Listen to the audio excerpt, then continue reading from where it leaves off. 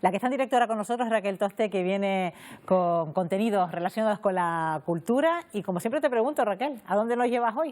Bueno, lo primero que voy a hacer y que les recomiendo a todos es ir a ver esta noche Ellos transportan la muerte, que ya hemos escuchado esta mañana a Samuel y a Elena, porque es una película magnífica. Pero además, como se acerca el fin de semana, le traigo otra propuesta, que es una exposición que se encuentra en la sede del Caja Canarias en Santa Cruz de Tenerife y que cuenta con sus propios fondos. Se llama esta muestra Percepciones, la retórica de lo ausente, y es un recorrido fascinante, Estíbaliz, porque en realidad está hilvanado de tal forma en la que puedas a través de los cuadros, de los lienzos, de las obras, tener la misma percepción, sentidos que tuvo el artista en el momento en que lo pintó. Por ejemplo, hay una sala dedicada a la vista en la que podemos ver qué obras podemos ver que la vista que haga que ese sentido se nos active. Pues una obra de arte óptico de Felo Monzón, por ejemplo. Bueno, tienen que ir porque es un canto a los sentidos, a las percepciones y a la memoria. Pero para explicarnos lo mejor, hemos estado con su comisaria, con Sabina Cuesta de Ganso. Vamos a escucharla. Percepciones, la retórica del ausente, es una exposición que presenta más de 70 obras del Fondo de Arte de la colección Caja Canarias, entre los cuales podemos encontrar artistas como la gran Lola Massieu, Manolo Millares, unos más actuales, más recientes como Paula Calavera o Carlos Nicanor, también Pepe Damaso, incluso algunos artistas extranjeros que tienen una gran vinculación con el archipiélago, como pueden ser Georges de Goupil. El hilo conductor de la exposición se centra en la percepción que un espectador tiene de una obra de arte, que a su vez es la percepción que un ser humano ha tenido de un fragmento de realidad. Tenemos por un lado el ámbito de las emociones y por el otro lado ámbito de los sentidos físicos. Partiendo de esa base y de la idea de aquellas personas que se acercan al arte sin tener un gran conocimiento previo, pero tienen un bagaje propio, interior, cultural, social, que les hace interpretar lo que están viendo, podemos nosotros percibir pues el gusto, el olfato, el oído, la vista o las emociones, que no están clasificadas porque es mucho más subjetivo todavía que los sentidos y depende mucho de cómo el espectador se acerque a cada una de las obras. Al no responder a ninguna estructura cronológica sino conceptual, podemos encontrar Borges Sala, que hace un arte muy realista, muy figurativa, dialogando con Lola Massieu y Manolo Millares, que es arte totalmente abstracto. Una pintura nos puede despertar el recuerdo de un olor, incluso Pedro González con esos bodegones mucho más abstractos. El último ámbito es el de la vista y recoge, creo que el único aspecto o el aspecto más difícil que se puede percibir a través de la vista en el arte, que es el movimiento. Podemos encontrar ejemplos de op art con el cuadro de Felo Monzón o de Eusebio Sempere y en general de arte en movimiento con el aeróboro, el homenaje a Chirino que hace Félix Juan Borde. Esta es una oportunidad que establece un paralelismo entre las emociones y los sentidos que guiaron al artista y lo que su obra nos provoca a nosotros mientras la disfrutamos. Muestra fantástica, Estíbaliz. Bueno, lo estábamos comentando, que no hace falta saber mucho de arte para llegar allí y despertar todos esos sentidos, ¿no? Claro, porque como todos tenemos un bagaje cultural y tenemos sentidos y sentimientos, es vernos, ¿no?, como en un reflejo en las obras que están expuestas en las diferentes salas.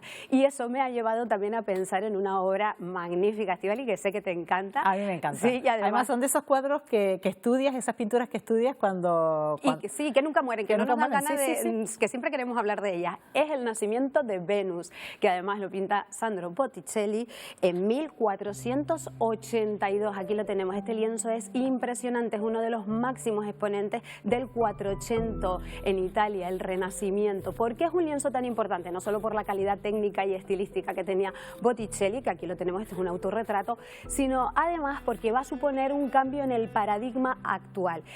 Una mujer desnuda hacía siglos que no se veía si no era para Eva y Adán o si no era en un contexto muy de iglesia. Aquí se va a romper esto. ¿Por qué? Porque con esto va a llegar la llegada, del humanismo, que es un movimiento al que se acercan los intelectuales y también los filósofos, en el que buscan en la Grecia clásica, en el arte romano, en toda la cultura grecorromana, en esos mitos, hacer al hombre como centro de todo y no a Dios. Ahora van a basarse en la filosofía platónica.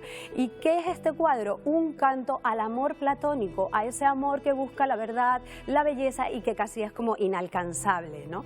Eso todo lo representa este mito, el mito del nacimiento de Venus. La obra se llama así, pero realmente ya ella ha nacido, porque los dioses estos sí lo tienen, que algunos nacen ya adultos, ¿sabes?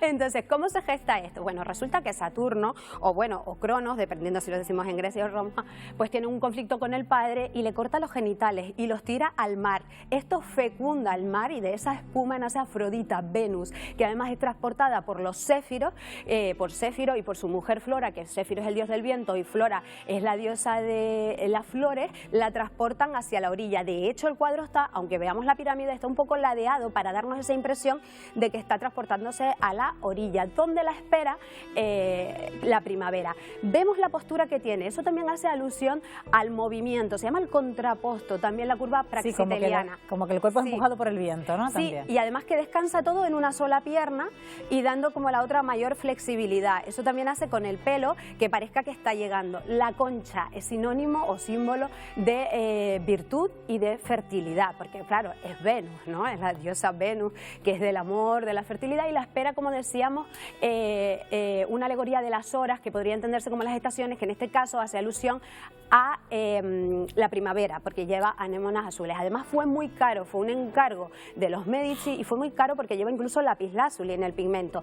¿Por qué te pongo este detalle? Para que veamos la importancia que le da Botticelli al dibujo. Se ven los contornos, está perfectamente delineado. ¿Y quién era ella? Pues Simonetta Vespucci, que fue una gran musa, le dedica muchísimos lienzos, muere muy joven, a los 23 años, y era el amor, digamos, platónico de Botticelli, que además pide enterrarse en su iglesia. Ella estaba casada, pero ellos tuvieron pues una gran relación y él pide incluso estar a su lado. Ella muere con 23 años de tuberculosis.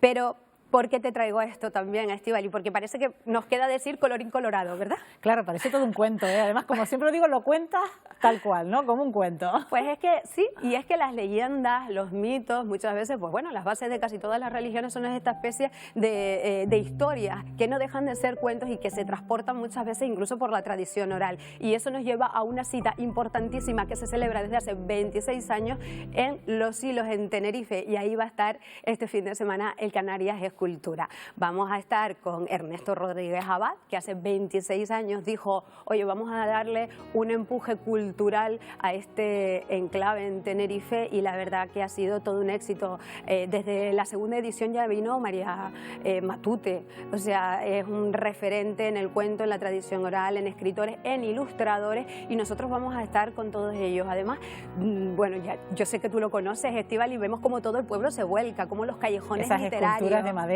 que también ya son habituales. Sí, son preciosos, y además vamos a saber cómo se gesta, pero también vamos a saber cómo ha ido evolucionando, porque además hacen una labor durante todo el año por colegios, con escolares, porque el cuento no es para niños solo. No, para adultos también, ¿eh? Y mucha de la programación, incluso casi más que la de familiares, la de adultos. Y es que el cuento encierra todo lo que uno puede esperar en la narrativa, la intriga, el desenlace. Es casi más difícil, para muchos autores dicen que es más difícil que una novela entera. Y sobre todo los recitos que se escogen a veces para contar los cuentos. Hasta una misma preciosos. Platanera te sirve para contar un cuento. Exacto, se los han llevado incluso a esos espacios, ¿no? Que ya es como de cuento total.